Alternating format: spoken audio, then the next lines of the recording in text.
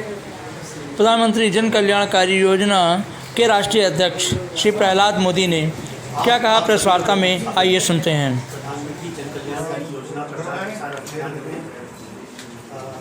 आज हमारे यशस्वी राष्ट्रीय अध्यक्ष प्रहलाद मोदी मौजूद है। आप उनसे सवाल भी कर सकते हैं और वो ही वक्तव्य देंगे, क्योंकि टाइम कम है, तो इसलिए हम लोग आप लोगों ने जो इंतज़ार किया उसके लिए हम माफ़ी चाहते हैं। सभी पत्रकार बंधुओं को नमस्कार।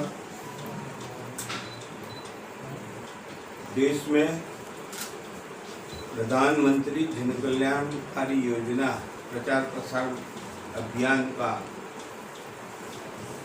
काम 2015 से चल रहा है। अभी आम जनता की मांग होने के कारण हमने इसको प्रजालक्षी ज़्यादा में ज़्यादा बने, इसकी ओर ध्यान देना शुरू किया है। सरकार ने जनता के हित के कई मुद्दे सुलझाने के लिए कई प्रोग्राम घोषित किए हैं। शायद 180 जितने प्रोग्राम हैं, लेकिन ये सभी प्रोग्राम आम जनता को, जिसको जरूरत है, उन लोगों को पता नहीं लगता। और हमारे सरकारी बाबू, जिनकी भर्ती कांग्रेस जमाने में हुई है, उनकी सोच भी कांग्रेस की रही।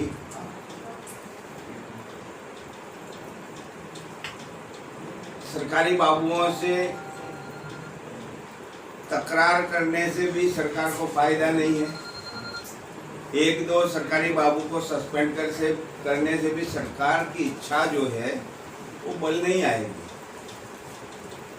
तो हम इस अभियान के जरिए सरकार की सोच को जनता के घर में, देश के कोने कोने में पहुंचाने का काम करने का सोचा है। और इसके साथ जरूरतमंद को सरकारी बाबू के पास ले जाकर उसको क्या दिक्कत है, क्या जरूरी डॉक्यूमेंट चाहिए, वो जानकर उसको एक पथदर्शक का काम करने का अभियान के साथ जुड़े हुए मेरे सभी परिवार के सदस्य करेंगे। साथ साथ सरकार के सभी उद्देश्य जनहित के दायरे में आते हैं और इसका उपयोग करके हम 2024 में नरेंद्र मोदी 400 पार का सूत्र लेकर चलने वाले हैं। ये हमारा निर्णय हो चुका है। अभी पूरे देश में हमारे सदस्य 22 लाख हैं। हमने सोचा है कि इस अभियान में हम ज़्यादा में ज़्यादा कर्मठ युवाओं को जोड़े। हमारा लक्ष्य है 22 से 22 करोड़ करने का, और देश की जनता, देश के युवाओं के सहकार से ये अभियान भी 22 करोड़ का हम पार कर देंगे, उसमें निशंक है। हमें हर प्रदेश में, देश के कोने कोने से जनता का ऊर्जा से भरपूर आविष्कार मिल रहा है। इसी वजह से मैं इस दावे को घोषित करता हूं कि हम ये सब कर सकते हैं।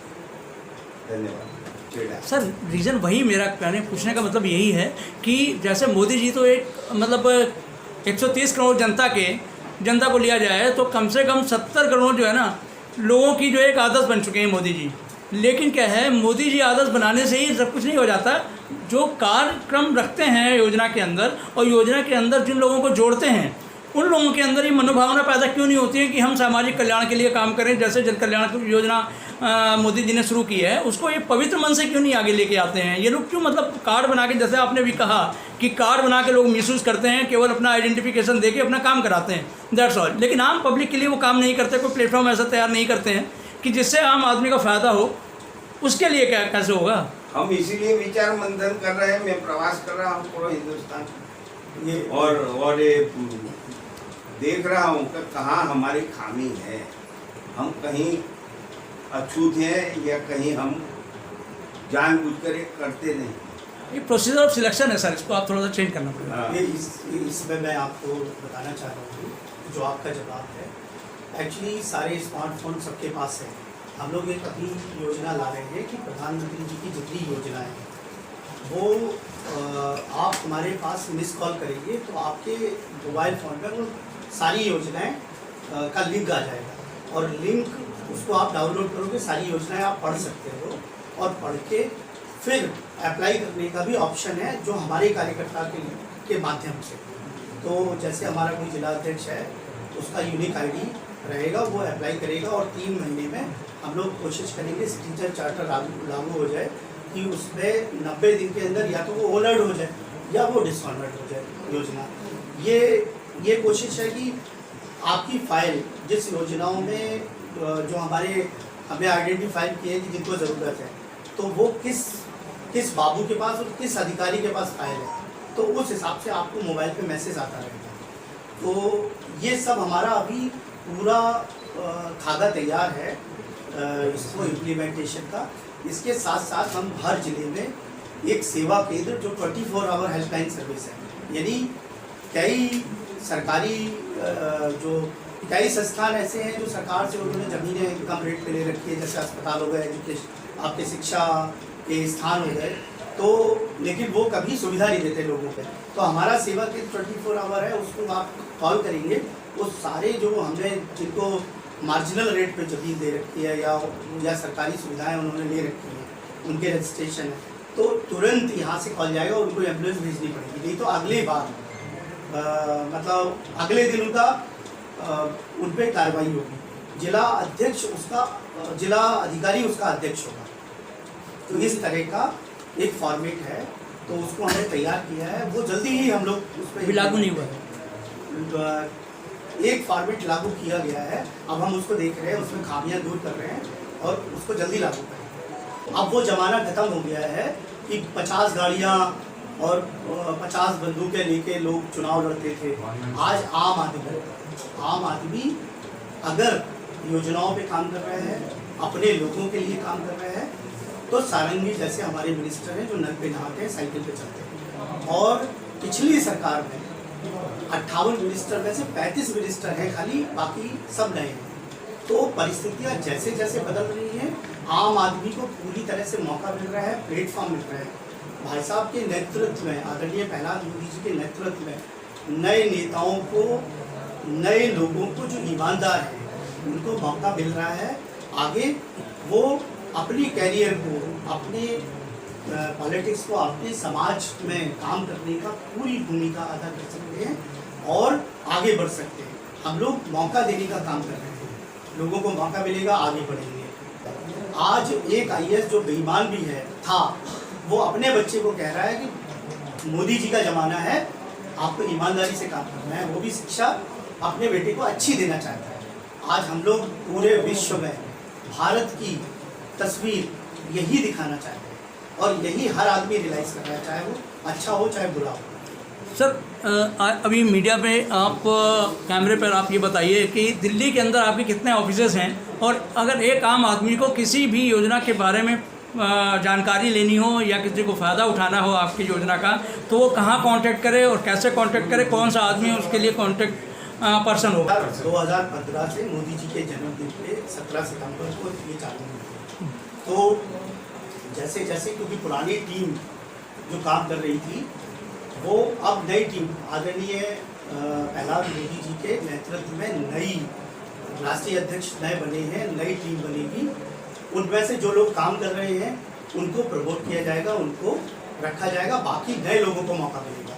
तो आप लोगों के माध्यम से सभी से मेरा जो है निवेदन भी है कि जो लोग अच्छा देश के लिए काम करना चाहते हैं, अपने राष्ट्र हित में काम करना चाहें, वो हम लोगों के साथ कांटेक्ट कर सकते हैं। सर मेरा एक सवाल आपसे, भारतीय जनता पार्टी इस समय वो हमारे पूरे दिल्ली में मंडल तक के कार्यकर्ता है। सर भारतीय जनता पार्टी इस समय हिंदुस्तान की सबसे बड़ी पार्टी कही जाती है। ऐसा कोई हिंदुस्तान में बूथ नहीं है, ऐसा कोई गांव नहीं जहां भारतीय जनता पार्टी का कार्यकर्ता ना हो।